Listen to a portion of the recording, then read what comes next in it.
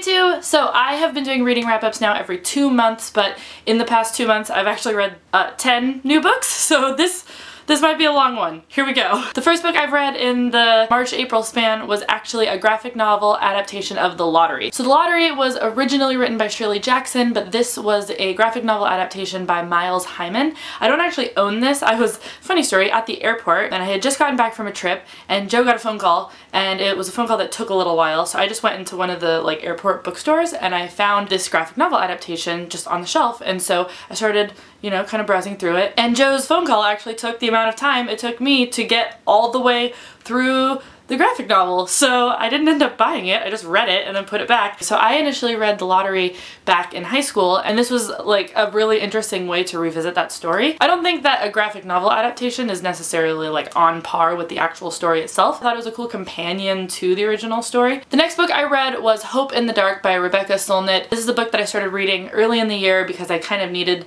something to get me through the sort of difficult social, economic, political things happening right now. And this is a book about kind of inspiring and encouraging people to act in times of despair. So this was something I listened to kind of bit by bit whenever I found myself in a sour mood and just needed someone to remind me that, you know, this has all happened before and it will all happen again, and that we'll get through it, and that ultimately things get better. So I thought this was a very helpful book, and I definitely recommend reading it if you need a little bit of a pick-me-up. The next book I read was Escape from Mr. Limoncello's Library by Chris Grabenstein. This sounded like a super fun book. Obviously I love Ready Player One and I love games, and this was a middle grade that kind of felt like it had all those vibes.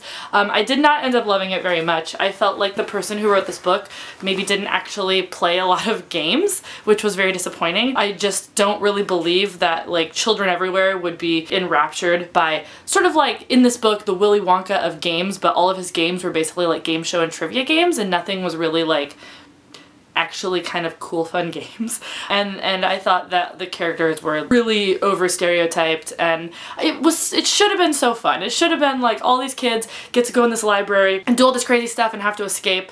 Like, how do you mess that up? But it was not very well written and kind of disappointing. The next book that I read was The Handmaid's Tale by Margaret Atwood. This was something that I've been meaning to read for a long time, but because of the new series coming out on Hulu, I decided to make sure to read it before that actually airs, and I'm super glad I did. I really enjoyed it. It's a sort of dystopian vision of the near future, and it's from the point of view of a woman called Offred, who is a woman who is acting as a handmaid whose essentially sole purpose is to bear children for those who can't. I thought that this was a great book to read right now. It was also a very scary book to read right now because we're living in a time where these kinds of things do not feel quite as sci-fi. So yeah, be careful with that if you read it, but otherwise super great book that I definitely recommend. Next, I read a book called The Female of the Species by Mindy McGinnis. I have really loved every book that I've read by Mindy McGinnis, so I definitely picked this one up as soon as I could. The audiobook for this one was great. I love the narrator. I went through like a phase of reading really dark books. This one is also very dark. It's about a girl whose older sister was murdered, and it kind of unlocked this like rage in her. And I don't want to spoil much, but basically this is a young teenage girl who like definitely knows how to kill a person and might not hold back from that if she is angry enough. And so it kind of goes through like what you deal with when you lose a family member like that. It definitely deals with things like rape, so be careful if that's something that you don't want to read about, but it does it really well, and it's shocking, and I really enjoyed it. Then I don't know what sucked me into this, but I started watching the fictionalized O.J. Simpson series on Netflix, and I realized that I was young enough and like detached enough from news and media that I never really knew the full story of like what actually happened with O.J.'s case. Like I knew like really kind of top level stuff, but I did not know any of the details. So I really enjoyed watching that series and learning everything and kind of learning how all of these key players were involved. And then it just ended so fast that I had to find out more. So I actually got the audible narration of the O.J. Simpson book that came out, the If I Did It, Confessions of a Killer, and I was very confused about this book when it came out because I know there was a lot of stuff around whether he was going to publish it, and then it ended up getting acquired by the Goldmans, which were the family of Ron Goldman that was also murdered the night that Nicole died, and how they then took it and published it, and it's this whole complicated situation, and that book is chilling. It's like the weirdest book I've ever experienced. It's just so weird, and even though he like plays up the rest of the book as like things aren't his fault and Nicole was the one who was crazy, it just reads so much like a narcissistic like sociopath. And there's never been a doubt in my mind that he did it. But after reading that book, I am like 100% convinced that that book was him needing to come clean, but like pretending that I don't know. It was so weird, but I'm super glad that I read it, and now I'm like super on this true crime kick. So if you have any other true crime novels or shows that you recommend, definitely leave them down in the comments below. Okay, finally, a physical book. This was the first physical book that I read in this 2-month span. This is We Are Okay by Nina LaCour. I got this book sent to me by Penguin actually on Valentine's Day. They sent me a box of just like a ton of awesome books, and this was one of them. I thought the cover was beautiful. I love the color scheme, and it seemed short enough that, I gotta sneeze.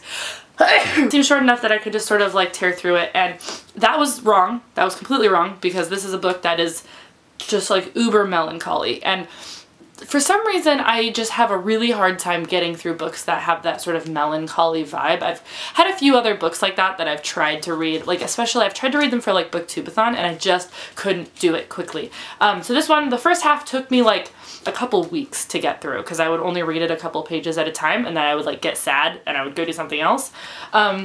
But then in the second half it really picks up, kind of unraveling the sort of mystery of what's going on, and I read that part on a plane, so I read the second half basically all in one sitting. And the ending and what's actually going on here is definitely worth the sort of mucking through the first half that I had to do, just getting through all of her like emotions and everything, and I really ended up enjoying it. So I recommend this book, and if you're getting stuck in the beginning, just power through at the pace that you can. Finally finished Six of Crows by Leigh Bardugo. This is a book that Joe and I had been listening to together. We carpool to work, and so we're often listening to an audiobook together, but it usually takes us a little bit longer than a normal book because we can only read it when we're both in the car together and not wanting to like talk or hang out. So this book was great. I struggle a little bit with listening to kind of long-form fantasy audiobooks. I tend to read more contemporary and like biographies because for some reason they just like work with my brain better, but I really try to stick it out because I know that Joe really likes fantasy, and so I really liked Six of Crows. I loved the characters. I enjoyed reading it. I liked all the different narrators that there were in the audiobook.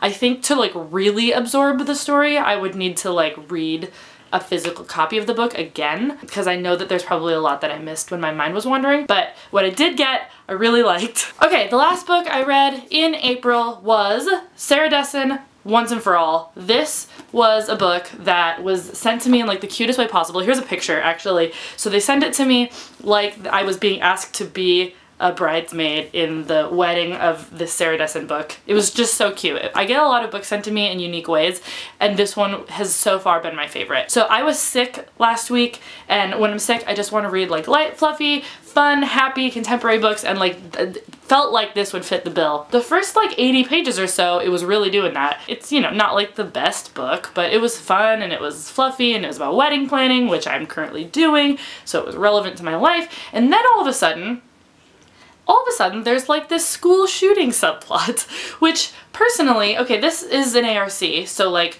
maybe there would be more of a warning on the real book, but the back doesn't say anything about any sort of like triggering event. This is like the prettiest pastel flowery wedding cover, and then all of a sudden there's this like school shooting subplot, and I was not prepared for it. And then it doesn't really delve that deep into it. So this girl has lost her boyfriend to a school shooting.